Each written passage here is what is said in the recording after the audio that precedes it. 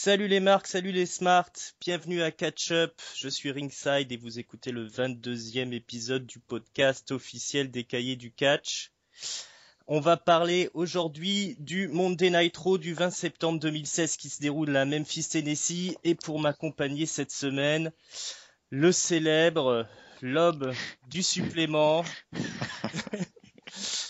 notre ami Giscal. Comment ça va Giscal? Ça va très bien, Ringside. Merci de m'accueillir sur le podcast Rouge. Eh oui. Vous avez besoin de toi, hein, Hank est absent, il y a une crack house qui est ouverte dans son quartier, qui reviendra sûrement la semaine prochaine. Eh ben on va pas tarder à commencer. Donc ce Raw qui se déroule à Memphis, ça démarre avec l'arrivée tonitruante de Roman Reigns. Mhm. Roman Reigns, le visage fermé, il a été floué la semaine dernière, il va demander des comptes, il arrive au ring et il commence à parler, mais tout de suite la musique de Stephanie McMahon retentit, il est coupé net et c'est Stephanie qui débarque. Elle est là, elle lui explique qu'elle a un show à gérer, elle est contente qu'il soit là, mais il faut que le show démarre. Mais tout de suite, elle également, elle se fait couper. C'est la musique de Mick Foley qui retentit. Et donc Mick Foley qui débarque dans le ring et qui explique que la semaine dernière, il a perdu le contrôle du show, alors qu'il était le seul aux commandes, hein, puisque Stephanie McMahon, elle était à Singapour C'est ça. pour une conférence. Alors, il nous explique que le main event a été gâché par 2 interférences successives alors que lui, il avait clairement tapé du poing pour interdire toute intervention. C'était très très clair dans ses propos la semaine dernière. Il a décidé de punir les 2 fouteurs de troubles. Donc ce soir, on aura un affrontement entre Rusev et Seth Rollins, hein, les 2 qui ont perturbé le main event la semaine dernière. Les 2 vont s'affronter en 1 contre 1. Alors Roman Reigns, lui, il trouve que tout ça c'est bien joli. Mais il demande qu'est-ce qu'il en retire lui, hein, parce que lui il a été floué 2 fois la semaine dernière, hein, quand même, on lui a court-circuité son match 2 fois de suite. Et donc là, les deux patrons du show, c'est Mick Foley surtout qui lui explique que on est tous dans le même bateau, hein, dans cette histoire, ils sont tous dans le même bateau, ils jouent tous leur carrière dans la guerre des audiences, hein, qui les oppose à la SmackDown Live. Et donc Foley annonce que Roman Reigns aura droit ce soir à un match contre Kevin Owens. Kevin Owens, le champion de l'univers, l'Universal Champion. Là-dessus, qui c'est qui débarque? C'est le champion, Kevin Owens. Qu'est-ce qu'il demande? Il demande, voilà, qu'est-ce qui se passe? C'est une blague, Mick Foley? Qu'est-ce que c'est? Tu prépares ton stand-up là pour quand tu seras tiré d'euros et que tu te retrouveras sur le network? Alors dans la foulée, Steph, elle annonce tout de suite que le titre ne sera pas en jeu, du coup. Oui. Et c'est là que Foley ajoute tout de suite, ouais, mais ce sera un steel cage match, pardon, un match dans une cage. Et puis là, direct, il lance la suite du programme. Et puis c'est l'arrivée de Seth Rollins qui échange un regard avec Kevin Owens, puis avec Roman Reigns aussi quand il arrive au ring. Parce que la suite du programme, évidemment, c'est l'affrontement entre Rusev et Seth Rollins.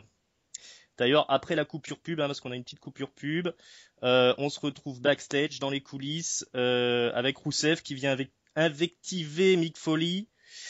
Il en profite pour caser une petite promo pour le film de Lana avec Edge dont le nom m'échappe. Interrogation, donc un film sur un interrogatoire. C'est ça. C'est un huis clos. C'est un huis clos. Et donc, Rusev est très énervé et très insultant envers Mick Foley. Il dit que Mick Foley est jaloux de la famille de Rusev parce que sa famille à Mick Foley elle craint et puis que tout le monde se déteste dans la famille de Foley. Mais Mick Foley il se démonte pas, il lui indique le chemin vers le ring, il dit allez tu vas affronter Rollins, hein, t'es gentil. Et Rusev, hein, il doit bien s'exécuter, faut quand même qu'il aille catcher. Et puis pour terminer, Mick Foley reçoit un coup de téléphone, il décroche et on apprend que c'est Chris Jericho. Donc ça n'arrête pas pour Mick Foley déjà. Il est très occupé. Très occupé ce soir. Qu'est-ce que t'as pensé toi pour le début de ce show-là? Pour l'ouverture, bon. Écoute, l'ouverture j'ai trouvé un peu brouillon. Dans l'ensemble, on a quand même l'objectif était rempli puisque le segment d'ouverture nous book 2 matchs, hein, donc tu l'as dit. Rousseff contre Seth Rollins, donc pour les sanctionner en quelque sorte, et puis Reigns contre Owens dans la cage.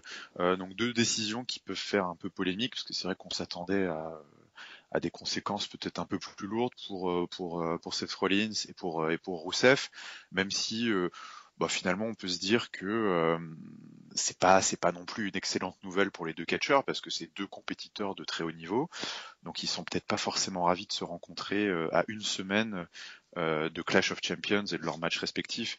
Donc c'est vrai que de se rencontrer juste dans le Go Home Show, dans un match qui sera forcément brutal, parce que voilà, Rollins sait que Rousseff c'est une grosse brute, et Rousseff sait que Rollins c'est pas non plus n'importe qui dans le ring, donc ça reste une sanction, mais c'est vrai qu'on aurait peut-être pu s'attendre à des conséquences par rapport à leur title match respectif ou des choses comme ça. Bon, ça n'a pas eu lieu, ils n'ont pas voulu bouleverser la carte, ce qui est plutôt logique.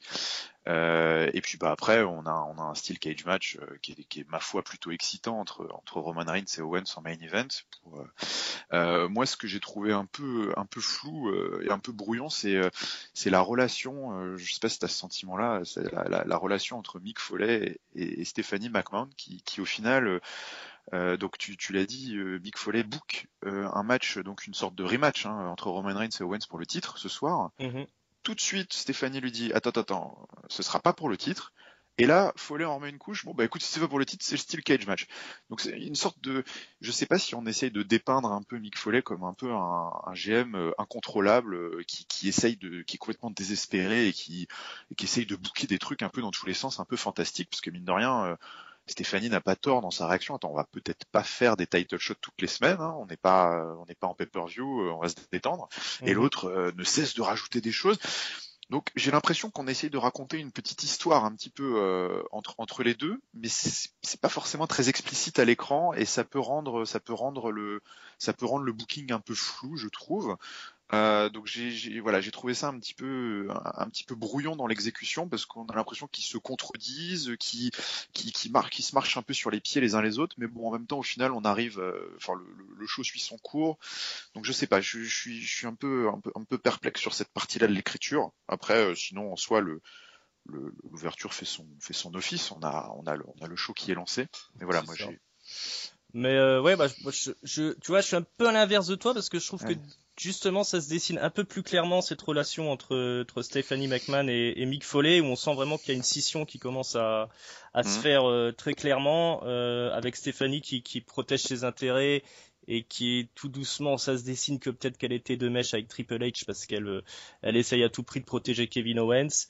Oui, Et derrière Foley qui lui, lui il essaye de faire un general manager qui soit c'est fair ça. play, qui soit voilà, On le sent un peu propre. dépassé par les événements, C'est ça. mais Et je sais souvent pas, dépassé ouais. par ses promos aussi.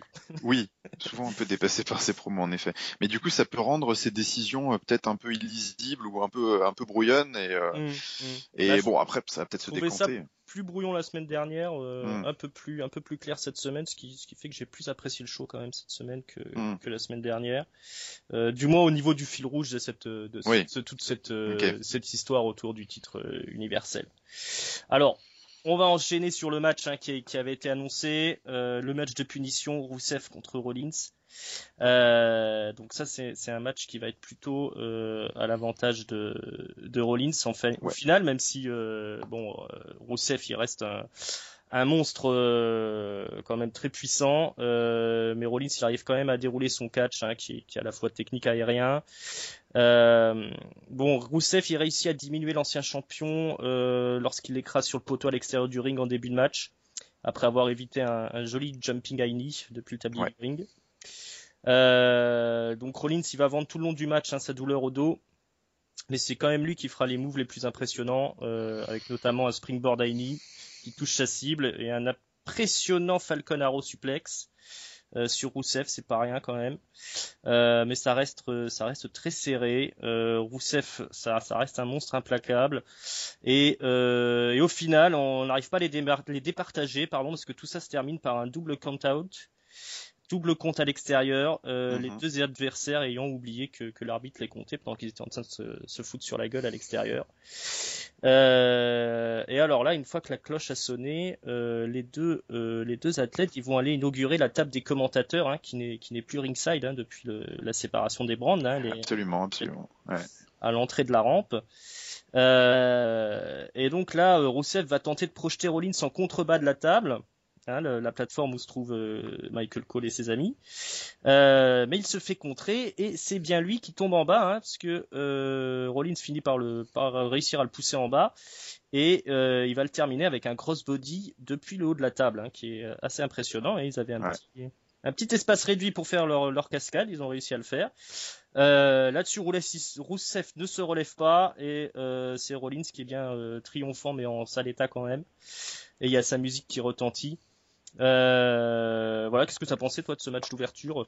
Écoute, match assez impressionnant, j'ai trouvé, entre les deux. C'est affiche inédite, sauf erreur de ma part. Je crois pas qu'ils aient fait de 1 contre 1 Ouais, ensemble. Et en tout cas, moi, c'est sûr. d'un point de vue purement, voilà, de fan, ça m'a donné envie d'en voir peut-être plus à l'avenir si jamais leurs chemins se recroisent. Mais bon match. Ils s'en sont bien sortis, je trouve, parce que c'était une affiche assez casse-gueule, de faire affronter comme ça deux participants à deux matchs de main event dans un pay-per-view la semaine d'après. Aucun des deux ne doit perdre. Donc au niveau du finish, c'était bien vu.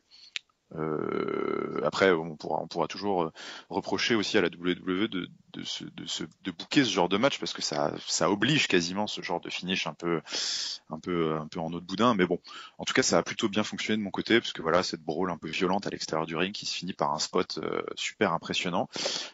Sinon, un tout petit commentaire sur Rollins. J'ai trouvé qu'on avait commencé à entrevoir en tout cas ce que pourrait donner son catch en tant que face, puisqu'il penche de plus en plus vers le bon côté de la force. Et il a, je trouve, ajouté quelques petites choses, plus de moves aériens. Il y a eu un sling blade aussi, je crois qu'il n'avait pas l'habitude de faire pendant Mhm. les matchs, qui était sympa. Donc voilà, des choses un peu plus impressionnantes et surtout beaucoup plus rapides.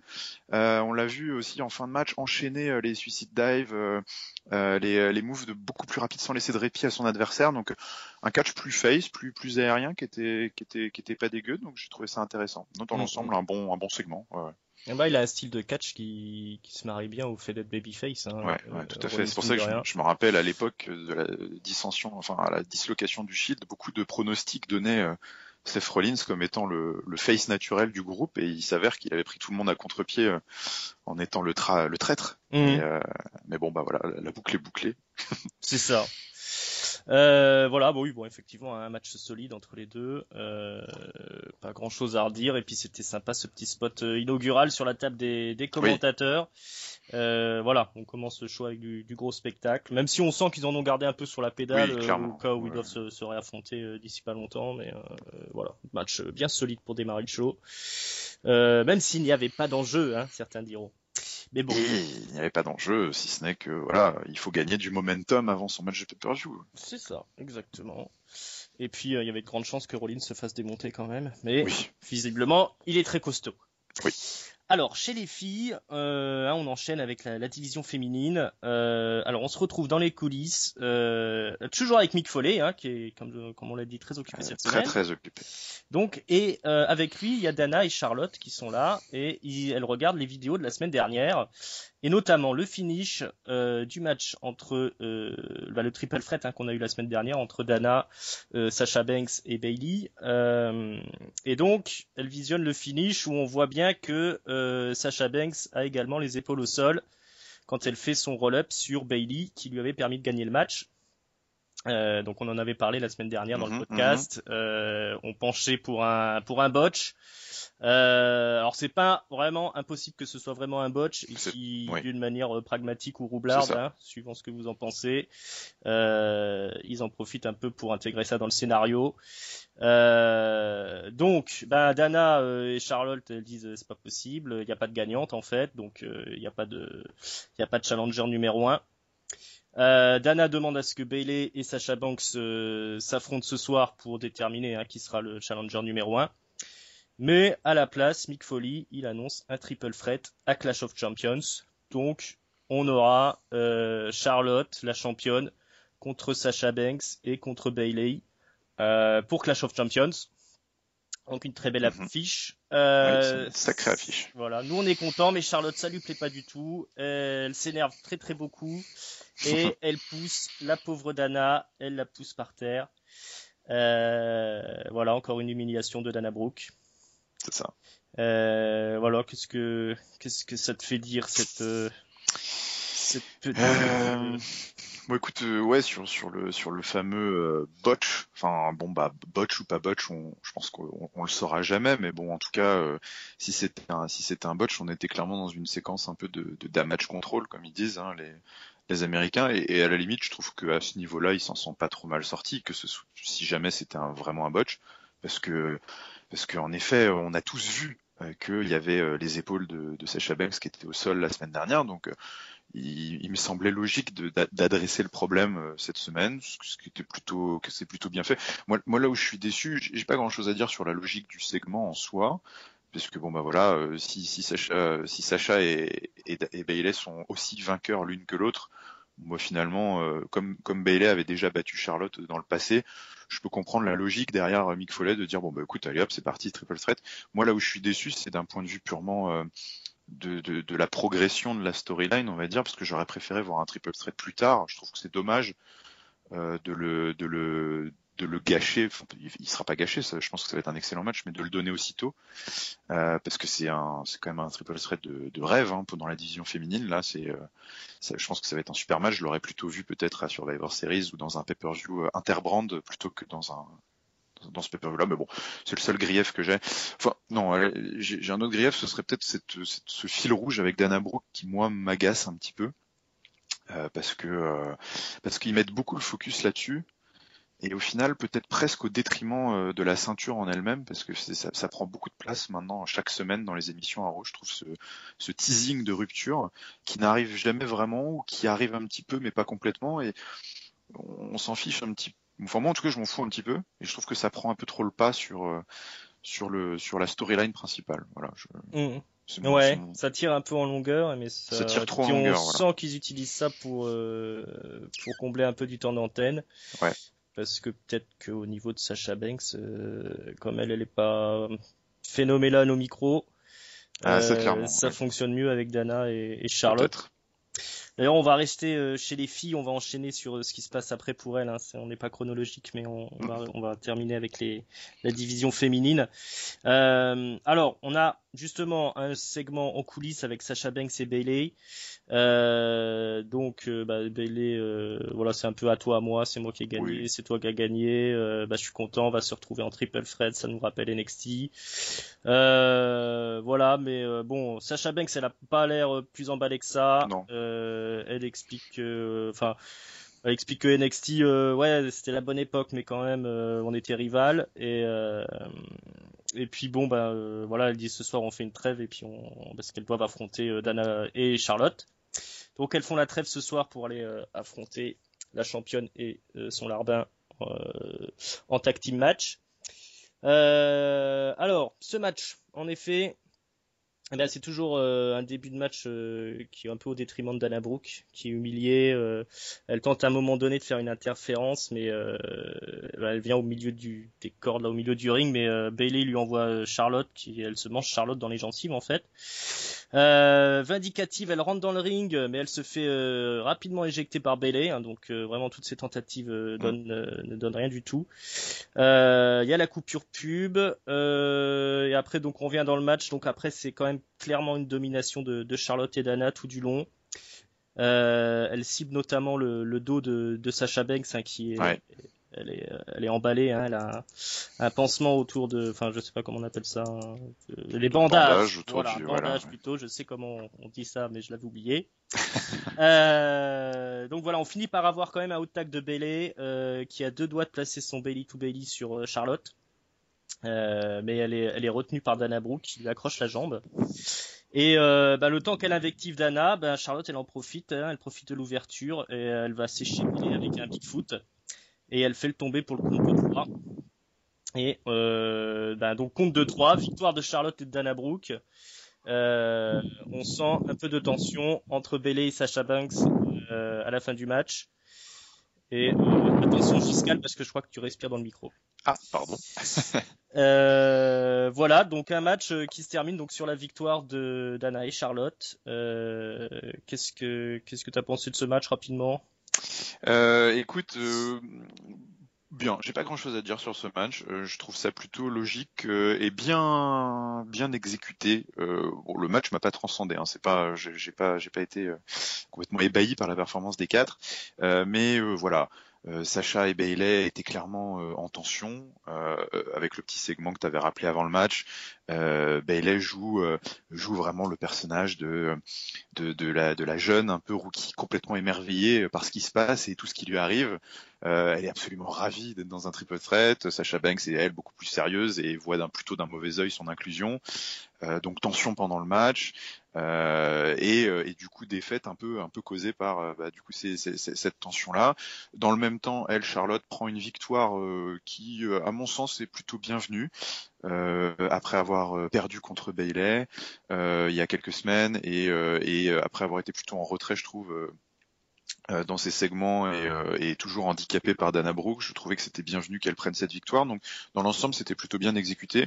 Après, bon, j'ai toujours le même grief, c'est toujours la place un peu prépondérante que prend finalement Dana Brooke dans cette histoire qui par exemple est 100% vouée à la cause de Charlotte et qui l'aide clairement à gagner alors que juste avant elle venait de se faire poussée comme une malpropre alors qu'elle pensait juste aider. Voilà, c'est toujours cette relation sadomasochiste là qui n'a pas beaucoup de sens, qui prend trop de place à mes yeux, mais voilà, sinon dans l'ensemble c'est quand même assez efficace et j'ai bien hâte de voir ce petit triple threat maintenant à Clash of Champions. C'est ça, ils peuvent pas faire non plus toutes les semaines un match 4 étoiles. Non. Maintenant, moi je suis content des progrès de Dana Brooke qui commence quand même à être de plus en Je suis plus d'accord. convaincante. Je suis d'accord qu'il faut quand même souligner que c'est mieux. Ouais. Pour le reste, de toute façon, moi je suis toujours client de ces affrontements entre Bayley, Sacha, Charlotte, Ouais. tout ça, c'est toujours Ouais. très joli à regarder. Alors bon, on va passer à la suite et je propose qu'on passe au Jobbers World. Monde des jobbers. Le monde des jobbers qui sera assez rapide cette semaine, il n'y a pas grand chose à se mettre sous la dent. Braun Strowman bat Sin Cara pour la deuxième fois. Et Bo Dallas squash un certain Gary Graham. Il lui chante d'abord un petit poème. La foule encourage le jobber. Hein. On a des chants Let's Go Jobber. Et on a des chants Dilette, National Dilation de la TNA, de Broken Matardi. Voilà, du grand n'importe quoi. Et c'était pas super cool, super très intéressant. On va passer à la suite. Alors, on va parler du Best of Seven entre Cesaro et Sheamus. Ah. On est sur le 6e match. On est à 3 victoires à 2. Pour Sheamus, effectivement. Donc on a une interview de Sheamus qui nous rappelle que la semaine dernière Cesaro a gagné par tricherie. Et donc après on a le match en lui-même qui est un match très violent encore une fois avec des grosses prises de Sheamus, toujours qui s'attaque au dos de Cesaro, mais Cesaro il se laisse pas faire non plus, hein. Il y a pas mal de gros moves de Cesaro, notamment encore des European uppercuts. Il en fait un en courant à l'extérieur du ring là, il explose Sheamus sur la barricade.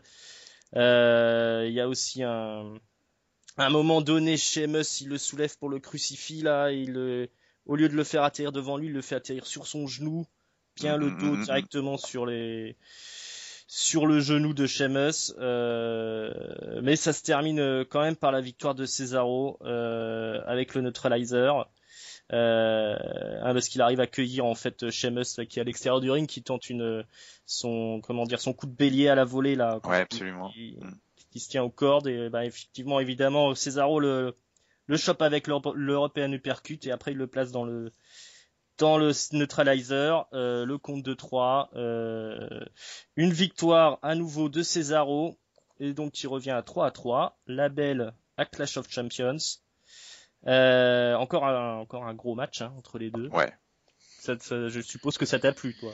Ah moi, j'ai vraiment adoré. Encore une fois, je pense qu'il faut rendre hommage aux deux. qui s'affrontent maintenant, c'est la 6e, bientôt pour la 7e fois, et qui continuent de trouver des innovations, des façons de nous surprendre, de nous ébahir par moments avec les moves. Voilà, le running European Uppercut de Cesaro était encore top. Le white, il y a un moment chez Mus qui fait un white noise sur le tablier du ring, sur le C'est bord, ça. qui est absolument terrible, et qui est d'ailleurs le tournant du match vraiment. En termes d'intensité après derrière et de selling de Cesaro, c'est super. Le finish aussi, voilà, c'est bien vu. C'est la 6e fois qu'ils s'affrontent. Le coup de bélier par-dessus la 3e corde, maintenant Cesaro le connaît par cœur. Alors c'est dommage, sur le live j'ai eu le sentiment que c'était un poil botché parce que j'avais l'impression qu'il voulait en fait lui mettre un uppercut pour le cueillir sur ce coup de bélier à la volée. Mais finalement il l'attrape d'un coup et il fait un neutralizer un peu C'était pas en très demi-teinte. propre le Ouais, finish, effectivement. Ouais. c'était pas ultra propre, c'est dommage. Mais l'idée est bonne. Mais l'idée est excellente.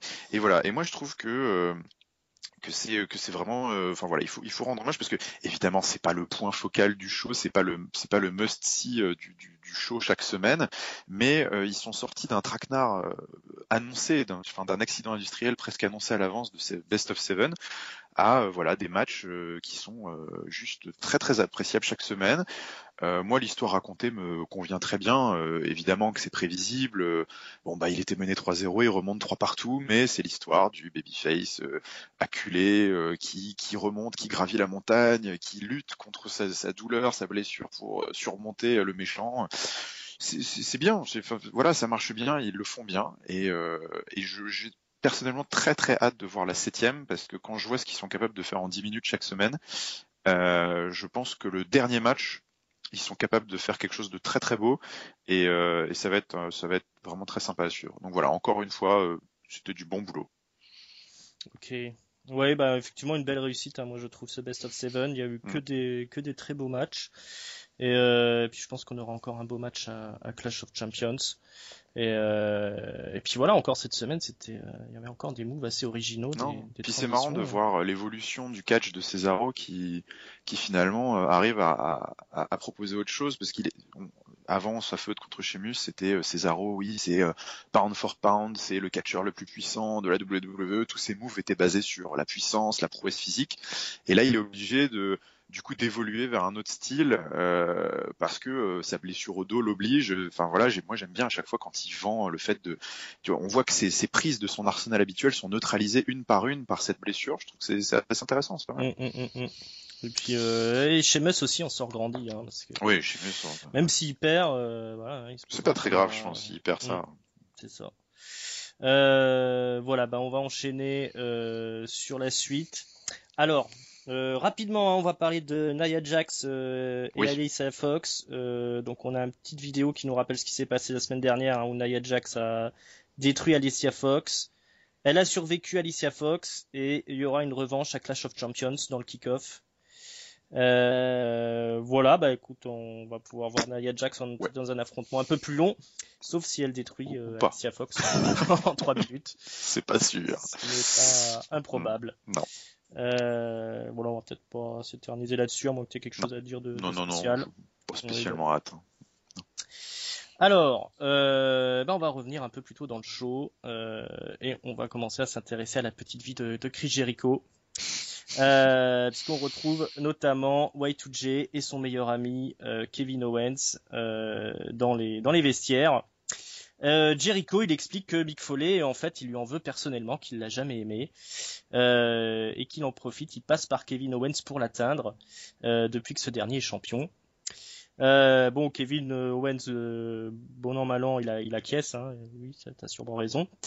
Et Y2J, énervé, il explique qu'il va faire une liste de tout ce qu'il n'aime pas chez Mick Foley, et que quand Mick Foley verra la liste, he's not gonna like it.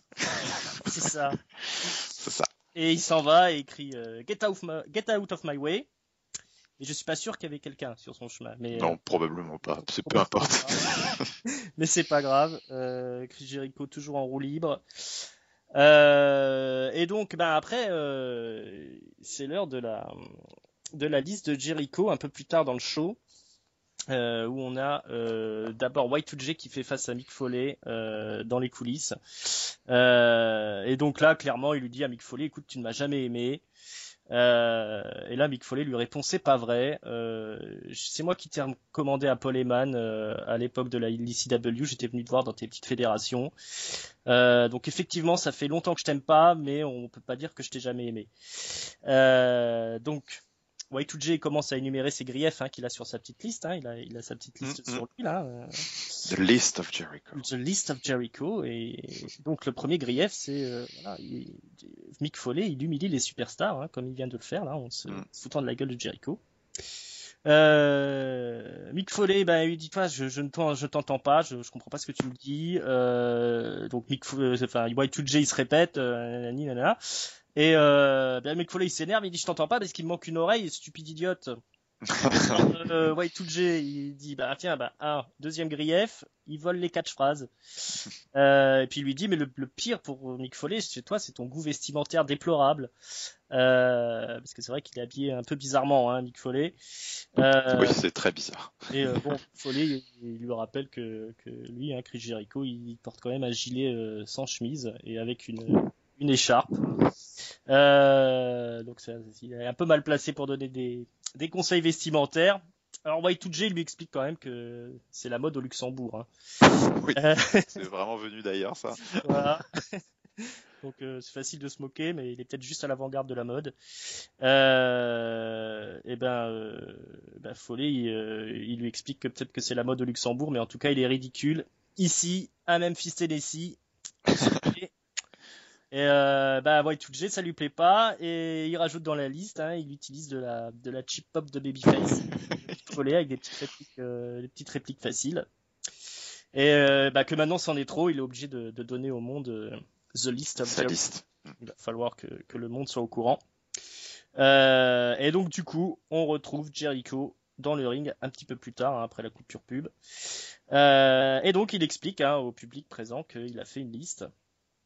Et puis évidemment les gens crient what, des choses comme ça. Donc Chris Jericho tout de suite il s'énerve, il dit tiens toi là-bas avec l'appareil dentaire, je te rajoute dans la liste. Toi aussi je te rajoute dans la liste. Il va rajouter tout le public dans la liste. Et là on a la musique de Enzo et Cass, la Team Soft qui retentit, les Soft qui arrivent. Donc comme d'habitude leur petite promo, Enzo qui vient parler à Y2J, il explique que quand même si Kevin Owens était ton meilleur ami, il te laisserait pas venir habillé de la sorte sur le ring. Oui. Alors après ils sortent une liste de meilleurs amis du monde avec des exemples, mais bon là je les ai plus. Il parle il parle de Beavis et Butthead, ça j'ai retenu. Donc Y2J dit la plupart des gens dont vous parlez n'existent pas. Et il parle il mentionne aussi Ashton Kutcher à un moment donné. Donc Y2J leur dit vous croyez dans les années 90 ou quoi, vous êtes là, écoutez les Spice Girls, vous êtes des ringards. Ça va pas très loin, mais il y a les Shining Stars qui débarquent. Qui leur dit dites donc vous êtes tous bien stressés. Il vous faudrait c'est un petit voyage à Puerto Rico. Ils essayent de revendre leur timeshare là, leur petit arnaque à la con.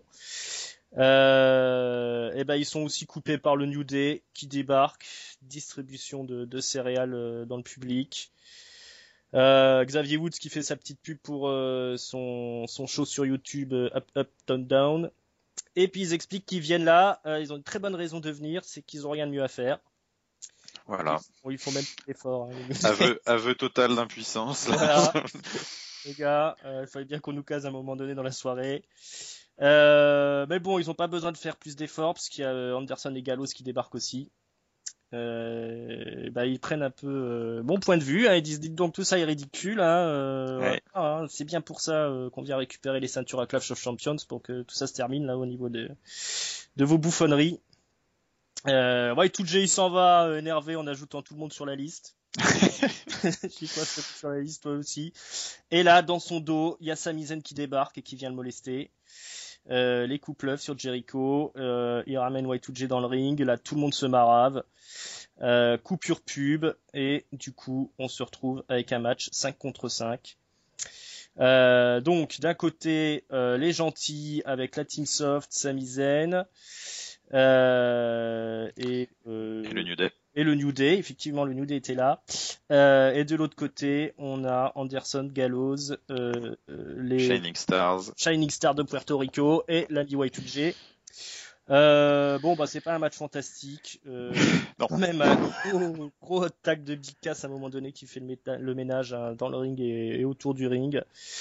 Il faudra un énorme Bigfoot en traître de Gallows pour le calmer depuis le tablier du ring, ça il finira en bas. Et donc victoire des gentils avec un Hell of a Kick de Sami Zayn et un Boom Shakalaka sur Epico, sachant que le Hell of a Kick était destiné à la base à Y2J, oui, qu'il a esquivé, et c'est le Shining Star qui s'est mangé le coup de pied. Voilà. Alors Y2J qui se mêle aux histoires de la tag team. Ouais, alors c'est les tag teams qui se mêlent aux histoires de Y2J. On peut le mettre comme ça. Et c'est bien dommage. Ouais, parce que ça démarre très très fort. Hein, c'est ça, ouais. Avec un Jericho en feu encore une fois. Ouais.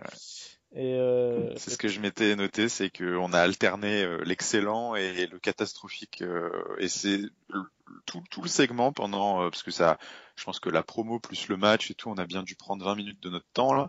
C'était 20 minutes en chute libre totale. Enfin, c'était de pire en pire.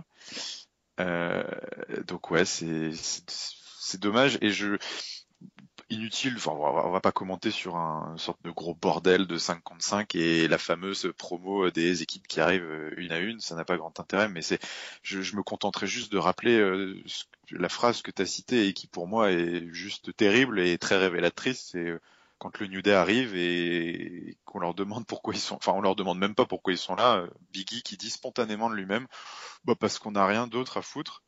Bah voilà, je trouve que c'est très révélateur de l'état de la scène tag team à Raw et de la rivalité qui c'est vraiment pour que j'arrive à ne pas aimer quelque chose, il faut y aller et je trouve que vraiment ils ont complètement gâché ce qu'aurait pu être cette rivalité entre le New Day et Gallows et Anderson et ça devient tellement critique, moi je trouve, comme parce que même le public ne réagissait pas beaucoup, je trouve.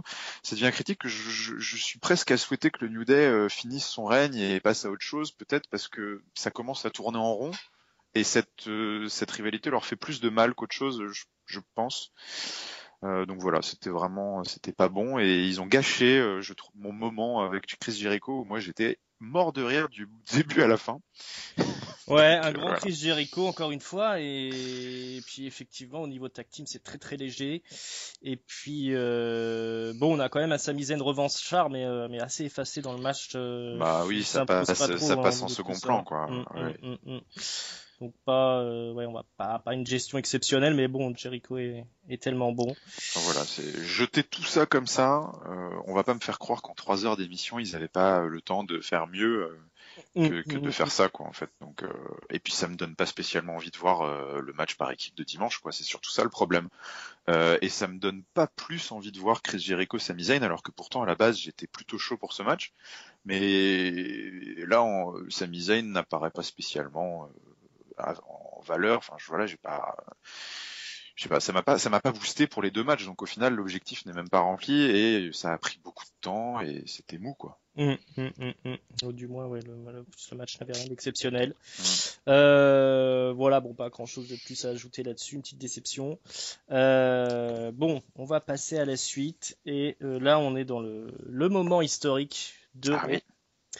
On retrouve Mick Foley dans le ring, toujours lui, qui va nous présenter pour la première fois la division Cruiserweight qui revient à Raw cette semaine après l'énormissime Cruiserweight classique sur le network. Regardiez. Voilà, jetez-vous dessus, il y a que du bon, il y a très très peu de choses à acheter. Et donc ce soir, alors il botche complètement son discours, hein. Il nous dit que c'est pas la taille du chien qui est importante dans le combat, c'est la taille du combat dans le chien, mais il n'arrive pas à sortir la phrase. Il a bien du mal à sortir sa promo, mais au final, il n'y a rien de vraiment transcendant à retenir. Hein. Il va juste nous dire que voilà, c'est pas la taille qui compte. Vous allez voir le spectacle avec les cruiserweight. Et donc ce soir, on a le droit à un match un Fatal 4-Way à 4 entre Brian Kendrick, le vétéran, qui avait une belle carrière déjà à la WWE. Hein, il avait été longtemps, il tenait le record du championnat par équipe avec Paul London avant que le New Day ne fasse tomber le record. On a Rich Swann, un pilier aussi hein, du milieu indépendant, Cedric Alexander et Grand Métallique, le Luchador. Cédric Alexander aussi, hein, c'est un des piliers du circuit indépendant, était là, ROH, la Evolve. Des High Flyers, puis un Brian Kendrick qui va jouer le heel hein, ce soir. Oui, c'est ça. Alors le match est phénoménal, hein, ça saute dans tous les sens. Le public est un peu perplexe à l'arrivée des catcheurs, hein, parce qu'on on sent bien qu'en fait ils les connaissent pas et puis donc on a Rich Swann, c'est un peu triste l'arrivée de Rich Swann qui danse et c'est dommage. Le feu à la foule, mais bon en même temps pour eux ça doit être la première fois qu'ils sont dans des salles aussi grandes, donc il y a du bon, il y a du mauvais pour eux, je pense dans l'histoire. Oui. Mais bon ils finissent quand même par emporter l'appui du public, hein, parce que le match est quand même spectaculaire à tous les niveaux. Je vais pas rentrer dans le détail du match, je vais juste vous raconter. Il s'est passé beaucoup trop de choses, je pense. Oui. C'est ça, hein, ça va un peu dans tous les sens, même si c'était loin d'être brouillon, loin d'être le spot fest. Hein, c'était quand même carré, assez facile à suivre. Mais bon, sur la fin du match, hein, le déroulé final, c'est Rich Swann qui après avoir assommé Cedric Alexander avec un coup de pied circulaire, il va porter son standing 450 sur Alexander. Donc ça, c'est-à-dire qu'il saute sur ses pieds, il prend de l'élan et il fait un 450 mais depuis le sol. Mais il est éjecté du ring par Kendrick qui porte sa soumission sur Alexander. Il y a Grand Metallic, le Luchador qui vient casser la prise. Il tente son Metallic Driver, hein, qui est un peu comme un Michinoku Driver, sur Alexander. Mais Alexander réussit à le contrer. Il réussit à lui placer son impressionnant Backbuster. Il y a que des moves impressionnants, hein, vous noterez. Donc le Backbuster, c'est comme le Gutbuster de... Comment il s'appelle l'ami des Prime Plane Player là. Darren Young. Darren Young, voilà, sauf que c'est dans le dos. Mm-hmm. Et ah oui, ça c'était balèze ça. Ah, ça c'est impressionnant. Mais bon, Brian Kendrick revient, il chope Alexander, il le place dans sa prise de soumission, qui est un peu comme un crossface, mais sans les jambes, ça ressemble un peu au back mount. Mais il n'y a plus personne pour casser la prise, hein, tout le monde est KO. Cedric Alexander est obligé d'abandonner, obligé de taper. Donc victoire de Brian Kendrick après un match spectaculaire. Et donc Brian Kendrick, il décroche un title shot à Clash of Champions, match de championnat contre l'invisible TJ Perkins, donc qui n'était pas présent ce soir, le nouveau champion cruiserweight. Non, ça c'est incompréhensible. Voilà, qui a été couronné à la fin du classique cruiserweight classique sur le network. Voilà, alors qu'est-ce que tu as pensé du début de ces cruiserweight? Je suis très mitigé sur ces débuts. Enfin, je trouve qu'il y a pas mal de choses à dire. Bon, déjà d'un point de vue purement du spectacle et de l'émission en tant que tel, j'ai trouvé le match excellent. Vraiment, c'était un très très beau Fatal 4-Way. Aucun temps mort, des spots dans tous les sens. En effet, impossible de faire quasiment le play-by-play là, du match pour nos auditeurs, parce qu'il s'est passé tellement de choses que ça prendrait quasiment toute la durée du match, qui durait un bon quart d'heure, je crois. Mm-hmm. Mais ouais, enfin il y avait des spots de taré. Moi je suis archi fan du sort de suicide dive là de Metallic quand il prend appui sur la deuxième corde. Je trouve ça esthétiquement et athlétiquement incroyable. Ça c'est magnifique. Puis alors le 450 splash, standing 450 splash de Rich Swann aussi. Alors là, moi, il m'a scotché. Enfin bref, il y a tout un tas de moves qui font que tu ne peux qu'être complètement ébahi devant la prestation des quatre. Et donc c'était de ce point de vue-là une formidable pub pour cette nouvelle division. Les puristes seront peut-être un peu déçus de certaines choses, du rythme du match. C'est vrai que c'était peut-être encore un peu moins rapide ou moins technique que ce qu'on pouvait voir au CWC Championship là sur le network. Après, il faut aussi comprendre que bon, il y a des choses qui ne marcheront pas avec un public plus large. Donc, j'ai trouvé qu'ils avaient plutôt bien adapté leur catch à ce niveau-là, parce qu'il y a pas mal d'enchaînements qui peuvent paraître un peu trop chorégraphiés, je pense, pour le grand public, et des enchaînements au sol qui du coup n'ont pas été répétés. Donc, je trouvais que c'était plutôt pas mal, et c'était bien adapté. C'était vraiment un excellent match de publicité pour la division. Après, il y a des choses qui sont absolument dingues pour moi, et la première étant la plus grosse, c'est que le champion ne soit pas présent. C'est ça. Alors donc ça, je trouve ça inexcusable et incompréhensible. Je ne comprends pas comment on peut vendre à un public qui ne connaît pas la division. On lui fait découvrir pour la première fois, parce il faut pas croire, il faut arrêter de croire que tout le monde suit ces mecs-là depuis des années. Ce sont des inconnus pour le grand public. Il faut se mettre ça dans la tête, même si ça peut ne pas plaire. Ce sont des inconnus. Comment est-ce qu'on peut vendre un match de championnat sans présenter la ceinture, le champion, expliquer comment est-ce que cette ceinture a été gagnée, tout ça, enfin, rien. Je trouve que c'est dingue. Ça, c'est une grosse erreur, et ça c'est dommage, parce que ça les pénalise vraiment lourdement avant d'arriver à Clash of Champions, je pense. Ils seront sauvés parce que le public de Clash of Champions sera probablement un peu plus connaisseur que ceux des Weekly, mais c'est vraiment un gros point noir pour moi. C'est surtout l'arrivée qui risque d'être triste à Bah Clash oui. of Champions, parce que voilà, les gens les connaissent pas trop. Alors du coup, ils connaîtront Brian Kendrick. Bon, au final, c'est celui que les gens connaissent déjà quelque part. Et mais par contre, pour le champion, s'il n'y a pas Triple H qui vient le présenter devant tout le monde, quand il va débarquer, ça va être c'est triste. Peut-être ce qui va se passer. Peut-être ce qui va se passer. Mais peut-être. Bon, à la limite, même si c'est ce qui se passe, c'est dommage, parce que c'est Triple H du coup qui vient. Enfin, ça, le public va popper pour la musique de Triple H, pour Triple H, machin. C'est bon, c'est pas mal. Et puis deuxième chose, moi je trouvais que l'introduction de Mick Foley était catastrophique. Mais on peut tout pardonner. On peut dire oui, c'est pas grave, mais je trouve que c'est vraiment, il faut marquer le coup, et c'est dommage. C'est dommage d'avoir gratté le début, parce que déjà il a pas besoin de fiches quand même pour présenter 4 catcheurs. Le mec arrive avec ses fiches. Peut-être qu'on surestime un peu les capacités de Mick Foley, hein, parce qu'il il a bien morflé lui tout au long de sa carrière. Ah putain, ouais. Voilà. En tout cas, moi je trouve que d'un point de vue purement visuel, tu vois, moi je me place, je les connais pas trop en plus, hein. Je me place à la place d'un spectateur lambda. Je vois Mick Foley qui arrive avec ses fiches, qui bafouille, qui me présente des catcheurs qui sont petits, parce qu'il dit bah voilà, ils sont peut-être petits, mais ils sont très forts. Non, ça sert à rien de dire qu'ils sont petits. C'est je vais vous présenter des excellents catcheurs. Voilà machin. Pas besoin de dire attention, il y a 4 petits qui arrivent. Préparez-vous. Ouais. Ah, il faut définir peut-être la division cruiserweight, hein, en expliquant que c'est pour les catcheurs. Moi, je trouve ça dommage. Et puis, ils sont tellement impressionnants qu'ils pourraient se placer très bien. Parce qu'au final, plus haut dans la carte, hein, quelque part. Je trouve que ça dessert un peu le premier accueil, parce que tu vois brouillon, quoi. Ouais, Mick Foley qui bafouille et qui te présente 4 petits gars qui vont arriver que vous connaissez pas, ça fait vraiment genre bon bah voilà, Rich Swann, tu vois le petit mec qui danse, t'as l'impression de voir un Kofi Kingston dansant. T'es obligé de jouer au jeu des comparaisons avec les 4 parce que ils sont présentés de façon tellement un peu random que c'est un peu dommage. Et puis troisième point, et après je termine, mais c'est peut-être le placement dans le show. Pour moi, c'était un placement presque suicidaire, parce que ils arrivent en milieu de troisième heure.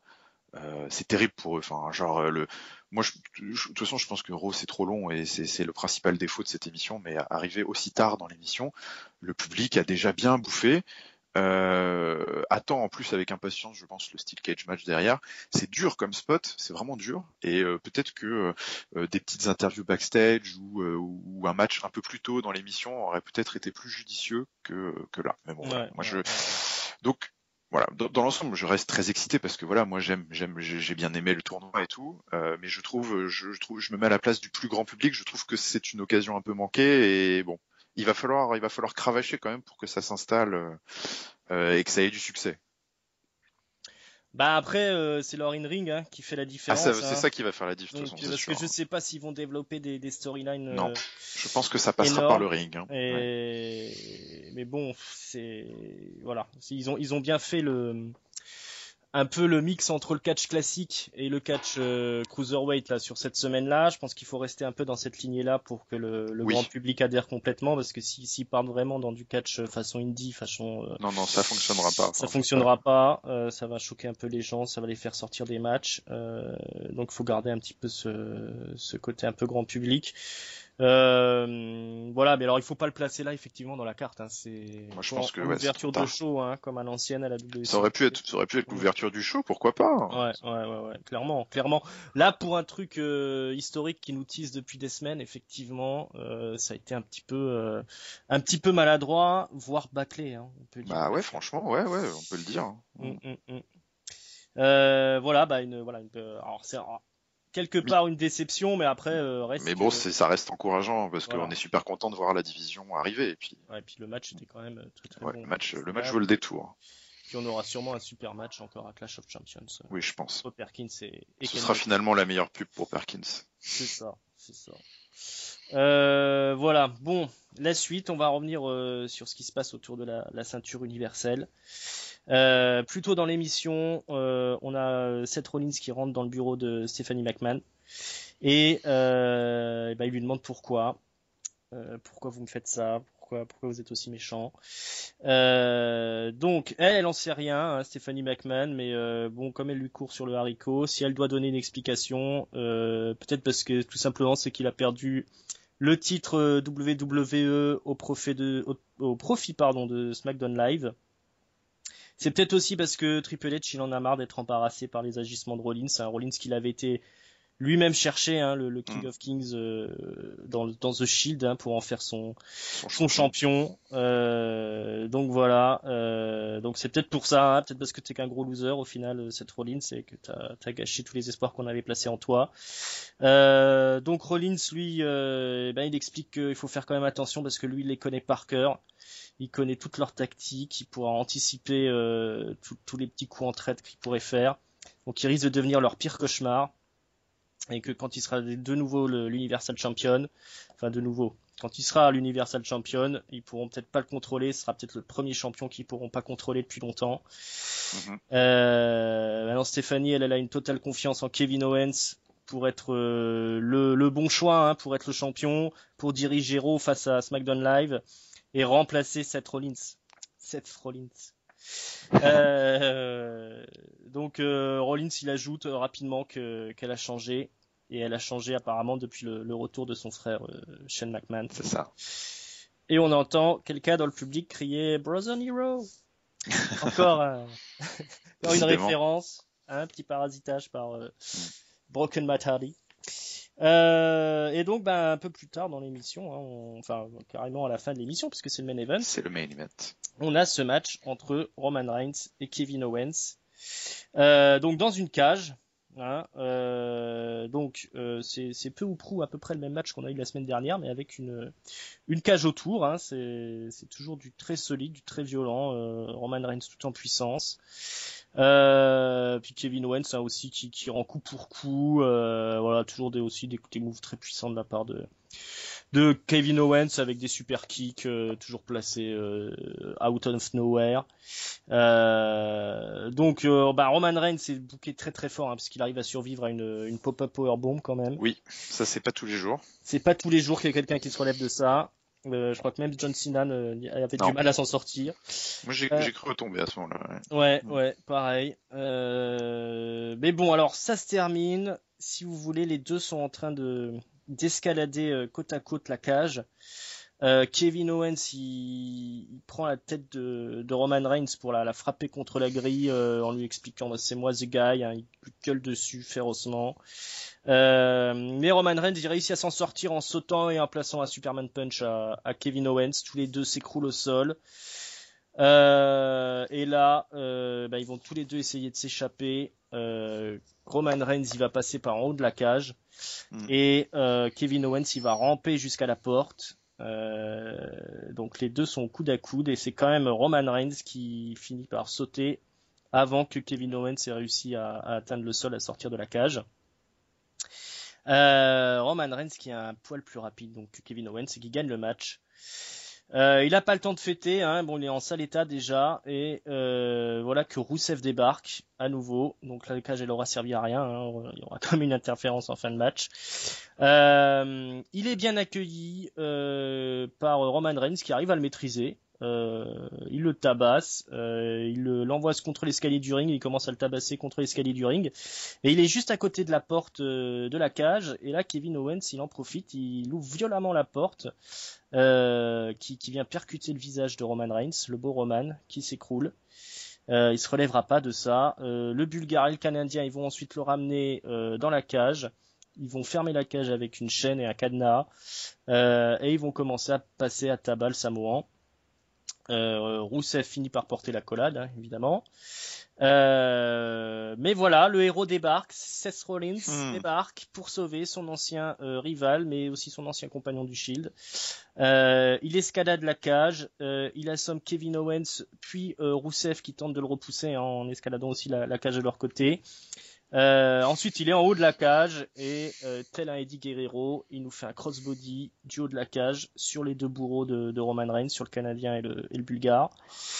Magnifique image, Seth Rollins qui sauve Roman Reigns in extremis, et ça se termine sur les trois, hein, qui sont, enfin les quatre plutôt, qui sont tous à terre dans le ring, peu KO. Tout le monde au bout du rouleau. Et voilà, c'est la dernière étape du face turn le plus laborieux de l'histoire de la WWE. Voilà, qu'est-ce que tu as pensé de ce main event? Ouais, j'ai beaucoup aimé, mais est-ce que c'est vraiment officiellement encore un face turn ou pas encore? Ah bah il vient sauver Roman Reigns en tapant les méchants. Roman Reigns c'est censé être son ennemi. J'avais l'impression il est pas gentil. En fait, j'avais l'impression qu'il venait, mais son but premier n'était pas de sauver Roman Reigns, mais plutôt de se payer Kevin Owens. Ouais. Et il se trouve que bon bah dans le process il sauve Roman Reigns, mais bon de toute façon on va y arriver, hein, au face turn c'est sûr, mais je sais pas, j'avais l'impression que c'était pas encore non plus complètement explicite. On s'en approchait bien, mais bon oui, enfin de toute façon on y va tout droit c'est sûr, et puis il y a qu'à voir les réactions qu'il a en plus, Seth Rollins, pour voir que de toute manière ça va s'imposer assez vite. Mais bah écoute, sur le main event j'ai pas grand chose à dire. J'ai beaucoup aimé ce match en cage. Je trouvais que c'était plutôt un bon match en cage, qui a bien utilisé la stipulation, parce qu'au final il n'y a pas eu d'intervention extérieure pendant le match. Ça n'a été qu'après, quand Roman Reigns justement était hors de la cage. Dès qu'il a été hors de la cage, Rousseff est arrivé pour le maltraiter. Donc, et puis après ils se sont même servis de la cage après coup pour l'emprisonner. Donc j'ai trouvé que pour une fois la cage avait eu un rôle plutôt bien utilisé. Le match était bon, le résultat me va. Comme pour Rollins Rousseff, la WWE avait malheureusement booké un match dans lequel aucun des deux ne pouvait vraiment perdre de façon décisive. Donc du coup, le fait d'avoir une sorte de double échappatoire avec une victoire à l'extrême limite de Roman Reigns me va pas trop mal.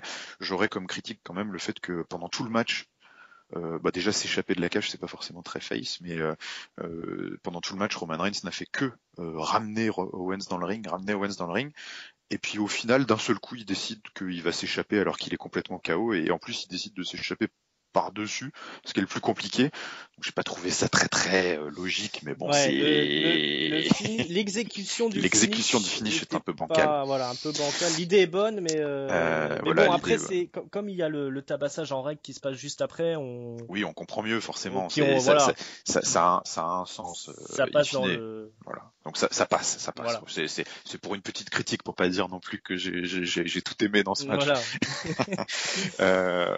Mais ouais, et puis sinon sur le petit segment que tu avais mentionné juste avant, avec moi j'ai bien aimé le petit échange entre Rollins et Stéphanie, parce que du coup ça clarifie un petit peu. Enfin, on commence à voir Stéphanie dévoiler un peu ses cartes, je pense, quand elle dit ce que penserait potentiellement son mari. On sent qu'elle commence petit à petit à dévoiler son jeu. Même si je trouve que une fois, c'est un peu comme le même grief que j'avais en intro de show. Je trouve que il pourrait être quand même un peu plus explicite et un peu plus clair quand ils disent les choses, parce qu'il faut pas nous prendre pour des cons, genre Triple H et Stéphanie ne communiquent pas depuis 3 semaines, genre elle sait pas du tout ce que pense son mari. Bon, peut-être pas non plus nous prendre pour des flancs là, mais en tout cas, la justification est pas trop mal et je trouve que voilà, la feud commence à se dérouler, à se dévoiler, donc c'est pas mal, c'est pas mal. Alors après moi sur ce segment-là, ce qui me dérange, c'est que t'as Seth Rollins on sent qu'il va passer face, Oui. mais là il est quand même encore en train de négocier pour voir s'il peut pas Ouais. être le plus gros bâtard de l'émission encore un petit peu. C'est pour si ça que je dis que c'est vraiment... pas complètement officiel. Hein. Ouais, mais après l'intervention de ce soir, je pense qu'ils seront obligés de finaliser là-dessus. Mais bon, ça vient peut-être aussi du fait qu'ils veulent pas toujours délimiter face et heel, la vieille histoire. Mais quand même, jusqu'au bout, il essaye d'être le pire bâtard de l'émission. Et si vraiment il a pas le choix, bah il sera le gentil. Mais c'est vraiment qu'on lui aura pas donné le choix, quoi. Donc ça va être après un peu difficile pour en faire un babyface 100%. Mais bon, avec son charisme, son moveset, ça devrait passer. Mais voilà, je pense quand même que c'est à ce niveau, c'est un face turn qui traîne en longueur. On a rarement vu ça. Oui, ça par contre, je suis d'accord que ça traîne un peu en longueur. C'est pour ça que je dis, tu vois, je pense que là, il sauve Roman Reigns, mais un peu malgré lui, parce que je pense que son premier truc, c'était qu'il venait pour déglinguer Kevin Owens. Quoi. Mais... Il sera gentil, mais ça sera un concours de circonstances. Voilà, on a fait le tour de ce Raw. On va passer au mot de la fin. Donc un top, un flop et une note. Eh ben c'est parti. Donc moi je vais mettre la note de. J'ai réfléchi, j'avais dit 3,25. Je pense que je vais mettre 3,25. 3,25 sur 5, parce que c'était quand même un go home show assez solide. Voilà, moi dans l'ensemble, il y a eu pas mal de négatifs à droite à gauche. L'émission est trop longue de manière générale et remplie de choses qui ne m'intéressent pas. Mais bon, ça c'est pas propre à celle-ci en particulier. Donc c'est toujours le même grief. Voilà, c'est une critique plutôt générale sur le show en tant que tel. Voilà, je pense que ils ont quand même coché pas mal de cases pour dimanche au niveau du titre suprême, au niveau des filles, au niveau de les tag teams c'était la merde. Bon bref, on va pas tout redérouler, mais voilà, je trouve que pour un go home show, c'était quand même pas trop mal et dans l'ensemble relativement solide. Mon top et mon flop, en fait, ils vont un peu ensemble parce que mon top c'est Chris Jericho. Ouais. Et mon flop c'est les tag teams. C'était le segment pris dans son ensemble qui fait mon top et mon flop où on arrive à passer d'un extrême à l'autre. Mon top, voilà, Chris Jericho est au sommet de son art toutes les semaines. Il me fait rire comme pas possible et j'adore. Et puis là, les tag teams et l'aveu d'impuissance exprimé par la phrase de Biggie. Pour moi, veut tout dire sur le niveau d'écriture qu'on leur accorde en ce moment. Exactement. Moi je vais te suivre au niveau de la note, 3,25, ça me paraît bon. Ils perdent beaucoup de points à cause de mon flop, le flop qui est l'absence de TJ Perkins. Ah ouais, c'est terrible. On était normalement sur un Raw historique et voilà, on n'a pas le champion. On n'a pas le champion. En plus, il a une belle gueule ce champion, c'est un beau champion. Non mais c'est incompréhensible, franchement. Je ne comprends pas. Mais je sais pas, peut-être parce qu'ils voulaient pas ramener Triple H. Enfin, on se posera toujours la question de savoir pourquoi ils ont pas fait surtout pas ramener Triple H. Voilà, donc ça c'est quand même ce qui ternit un peu le show. Puis pour le top, qu'est-ce qu'on pourrait mettre pour le top? Il y a quand même pas mal de trucs bien. Je crois que je me joindrai à toi sur Chris Jericho parce que c'est quand même. Ça va être toutes les semaines Chris Jericho qui sera dans le top quand même. Non mais c'est fou quand même cette capacité qu'il arrive à trouver des petites variantes. Non, il est phénoménal. Hein. En plus, il raconte n'importe quoi à chaque fois, ça n'a aucun sens ce qu'il raconte. On aime le détester. Enfin, c'est vraiment génial. Il arrive à faire l'unanimité dans les réactions du public, alors que pourtant, c'est de notoriété commune que tout le monde apprécie ce qu'il fait, quoi. Ouais. Et puis, donc c'est fort. Puis voilà, moi je suis quand même patient de voir ce qui va se passer face à Sami Zayn. Ça peut être un match très intéressant. Oui. Voilà. Voilà ce qu'il en était de ce Raw historique avec l'arrivée des Cruiserweight, je le répète. Voilà, écoutez, on va se quitter tout doucement. Je vous rappelle qu'on peut nous écouter sur YouTube, sur la chaîne des Cahiers du Catch. Vous pouvez aussi nous écouter sur iTunes, sur PodCloud. Pensez à vous abonner, pensez à cliquer sur le petit lien des abonnements pour recevoir l'alerte dès qu'il y a un show dès qu'il y a une émission qui est éditée, qui est en ligne. Voilà, Giscard, je te remercie pour ta participation. Écoute, merci à toi, ça m'a fait plaisir de changer d'émission un peu. Voilà, exactement, de temps en temps, ça fait du bien. Et puis voilà, les amis, on se retrouve la semaine prochaine et puis on vous souhaite une belle semaine pleine de catch. Ciao, ciao. À bientôt tout le monde.